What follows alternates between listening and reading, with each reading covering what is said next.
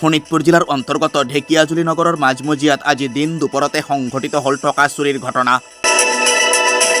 উল্লেখ্য যে বিদ্যুৎ নাথ নামৰ এগৰাকী যুৱকে ঢেকিয়াজুলি ইকো বেংকৰ পৰা 2 লাখ টকা উইড্ৰ কৰিছিল। টকাখিনি উইড্ৰ কৰি যুৱকজনে ঢেকিয়াজুলি আৰক্ষী থানাৰ নিচেই কাষতে থকা ভদ্ৰ ফাৰ্মাচীৰ ওচৰত ৰখে। তেনে অৱস্থাতে সংঘটিত হয় এই ঘটনা।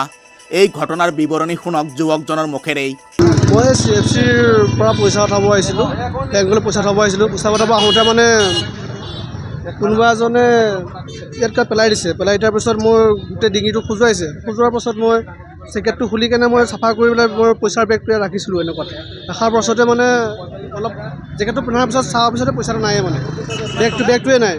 2 লাখ টকা আছিলে। মই CFC বেংক আছিলে বৰচলাৰ, পইচা উঠাব আহিছিলোঁ মই। মানে বিদ্যুৎ নাথ বেগটো লৈ গৈছে, ডিঙিত কেলে পেলাই দিছে। পেলাই দি কিনে মই জাষ্ট খজুৱাইছে। খজোৱাৰ পিছত মই জেকেটটো খুলি কেনে বেগটো চাইড কৰি ৰাখিছিলোঁহে। মই ৰাখি পেলাই আকৌ জেকেটটো পিন্ধা মাত্ৰ বেগটো নাই, বেগটো গায়ব হৈ গৈছে।